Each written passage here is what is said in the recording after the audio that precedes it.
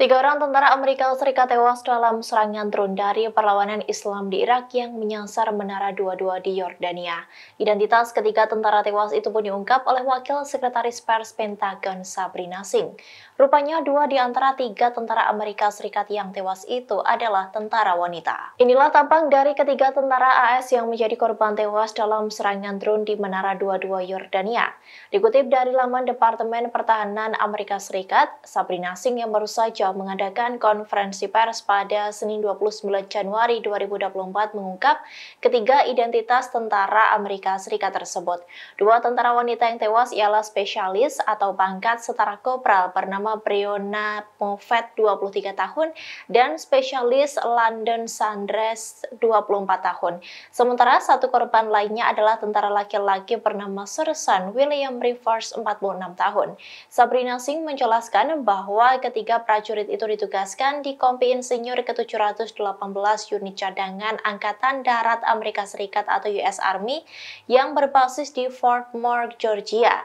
Ia pun menjelaskan bahwa serangan itu terjadi pada malam hari hingga membuat seluruh korban terkejut. Sebab saat itu adalah waktu istirahat dan sudah banyak tentara yang tertidur. Diketahui serangan dari drone yang menyasar Menara 22 itu terjadi pada Minggu 28 Januari 2024. Selain tiga tentara tewas, ada pula puluhan tentara Amerika Serikat yang mengalami luka-luka.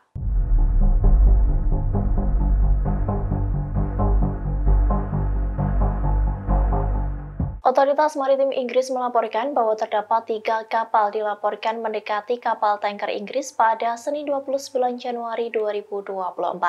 Insiden tiga kapal meneror kapal komersial Inggris itu terjadi di 70 mil dari lepas pantai Yaman. Dikutip dari Al-Bawaba, hal itu berdasarkan laporan dari Okas News. Sumber itu berpendapat bahwa tiga kapal yang mendekat itu merupakan kapal milik Houthi. Mereka mendekat untuk melakukan serangan terhadap kapal tanker minyak Inggris. Meski begitu, Houthi belum memberikan konfirmasi terkait dengan insiden tersebut. Diketahui sebelumnya, Houthi juga telah menyerang kapal tanker minyak milik Inggris yakni Marlin Luanda. Insiden itu terjadi pada Jumat 26 Januari 2024 di Teluk Aden. Serangan terhadap Marlin Luanda menandai pertama kalinya sebuah kapal Inggris diserang oleh pasukan Yaman. Houthi menyebut serangan ke kapal Inggris merupakan tindakan yang pantas dan akan terus dilanjutkan di Laut Merah.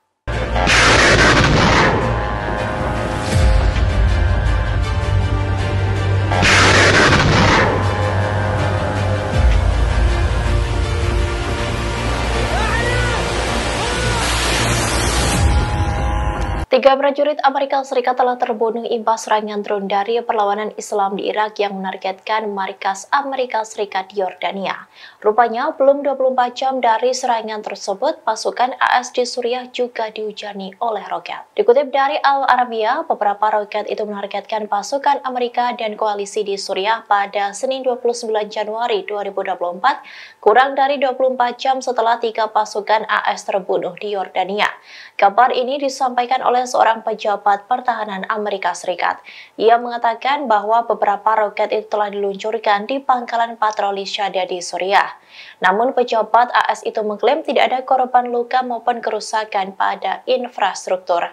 Diketahui serangan terbaru ini menjadikan jumlah total serangan terhadap pasukan AS di Irak dan Suriah menjadi 165 kali sejak 17 Oktober 2023. Serangan akhir pekan di Yordania adalah serangan pertama terhadap pasukan AS di negara tersebut. Pasukan perlawanan Islam di Irak telah menyerang pasukan AS di Irak sebanyak 66 kali dan 98 lainnya di Suriah. Serangan-serangan ini melibatkan gabungan serangan satu arah drone, roket, mortir, dan rudal balistik jarak dekat. Pejabat AS pun mengklaim bahwa sebagian serangan besar itu berhasil digagalkan oleh militernya.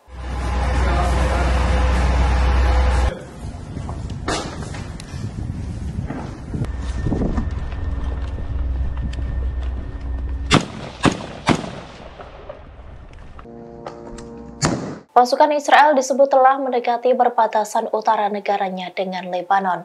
Menteri Pertahanan Israel Yoav Gallant menyebut bahwa pasukannya akan segera beraksi di perbatasan tersebut. Aksi nekat yang dilakukan oleh Israel ini mengabaikan perintah dari Amerika Serikat untuk tidak membuka front perang dengan Hizbullah. Dikutip dari The Times of Israel, Galan mengatakan kepada pasukan di dekat perbatasan dengan jalur Gaza bahwa pasukan lain sedang dikerahkan ke utara Israel. Ia menyebut prajurit Israel itu segera bertindak sehingga kekuatan di utara akan diperkuat. Selain itu, Galan menyebut bahwa pasukan cadangan juga akan dilepaskan secara bertahap untuk mempersiapkan operasi di masa depan. Sebelumnya, dikutip dari Fars News, pejabat AS telah secara pribadi memperingatkan pemimpin Israel agar tidak terlibat konflik langsung dengan Hizbullah. Pasalnya, AS mendapat informasi terkait rencana Perdana Menteri Israel Benyamin Netanyahu memperluas perlawanan di Lebanon.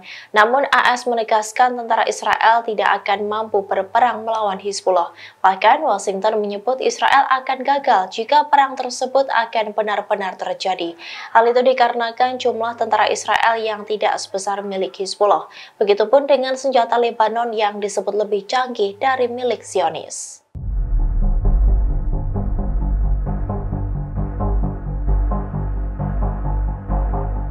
China buka suara terkait niat balas dendam Amerika Serikat atas terbunuhnya 3 tentara Washington di Yordania. Beijing pun memperingatkan kepada AS untuk tidak melakukan balas dendam tersebut dan meminta negara pimpinan Joe Biden itu tetap tenang dan menahan diri. Dikutip dari Al Arabiya, hal itu disampaikan oleh China pada Selasa 30 Januari 2024, di mana mereka memperingatkan AS yang berjanji akan membalas serangan drone di pangkalan Yordania yang menurut Washington dilakukan oleh militer yang didukung Iran. China mengatakan bahwa Iran telah mengaku tidak ada hubungannya dengan serangan itu. Hal itu diungkapkan oleh juru bicara Kementerian Luar Negeri Wang Wenbin. Ia pun berharap semua pihak untuk tetap tenang dan menahan diri serta menghindari lingkaran setan pembalasan. Hal itu dilakukan untuk mencegah eskalasi ketegangan regional lebih lanjut. Wang menekankan bahwa saat ini situasi di Timur Tengah sangat kompleks dan sensitif. Diketahui perlawanan Islam di Irak bertanggung jawab atas serangan drone yang dilancarkan di pangkalan AS di Yordania pada Minggu 28 Januari 2024. Serangan itu pun menyebabkan 3 tentara AS tewas dan puluhan luka-luka. Terkait dengan hal ini, AS pun berjanji akan membalas serangan tersebut.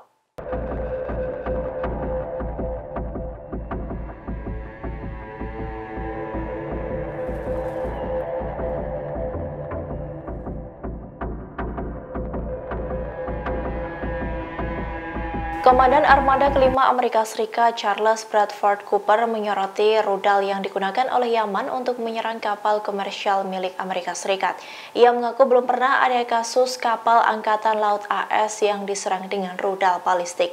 Bahkan hanya dalam 75 detik saja rudal tersebut mampu menghancurkan kapal AS di Laut Merah. Dikutip dari Al-Mayadin, hal itu diungkapkan oleh Cooper saat diwawancarai dengan CBS AS. Ia menyoroti bahwa begitu rudal dan drone Houthi diluncurkan, mereka dapat mencapai target kurang dari 2 menit. Sebagai tanggapan, pasukan AS hanya memiliki waktu singkat, yakni 9 hingga 15 detik untuk memutuskan. Hanya dalam waktu sekejap mereka harus mengambil tindakan untuk mencegat dan menembak jatuh rudal atau drone yang diluncurkan Houthi.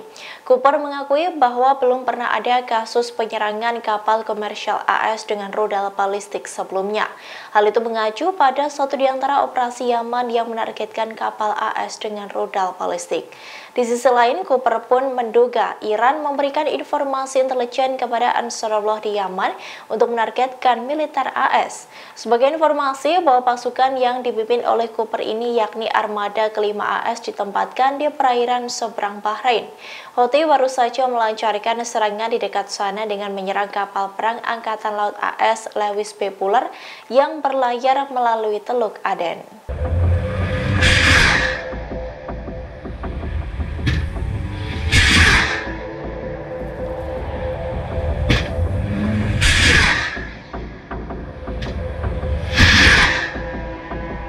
Kelompok Lebanon Hizbullah kini telah mengintensifkan serangan roket besarnya di permukiman perbatasan Israel. Hal ini pun menciptakan situasi panik di permukiman itu hingga merasa terguncang dengan serangan Hizbullah. Mereka mengaku serangan dengan roket-roket berat tersebut membuat mereka gila. Dikutip dari Al-Mayadin, media Israel mengonfirmasi bahwa hanya dalam 24 jam, Hizbullah menembakkan puluhan roket ke wilayah perbatasan, sehingga jumlah total target Hizbullah sejak kemarin menjadi 13 serangan. Hizbullah Lazuel dilaporkan menggandakan penggunaan roket Burkan dan Falak 1 dalam operasinya yang merupakan roket dengan daya rusak tinggi yang telah pertama kali digunakan di lapangan. Sementara itu, Baruch Laziel, Ketua Komite Penyelesaian Event Manager, mengakui bahwa roket Burkan itu sangat mengerikan karena mampu membawa daya ledak 100 hingga 500 kg.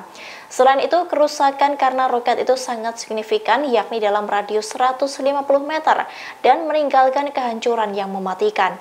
Laziel juga mengakui bahwa saat senjata itu dikerahkan, seluruh tanah akan berguncang dan roket itu meninggalkan lubang besar di tanah. Ia mengatakan bahwa para pemukim di garis depan tidak mendengar sirene alarm sama sekali. Justru sebaliknya, mereka mendengar ledakan terlebih dulu dan kemudian sirene alarm baru berbunyi. Lebih lanjut, Laziel juga menyebut Hizbullah terus-terusan menembaki barak piramid, di mana barak tersebut hanya berjarak 8 km sehingga setiap serangan terjadi membuat para pemukim di utara merasa gila. Wali kota di utara, Nesor, menambahkan bahwa perang di utara itu akan menghancurkan bumi. Download Tribun X sekarang, menghadirkan lokal menjadi Indonesia.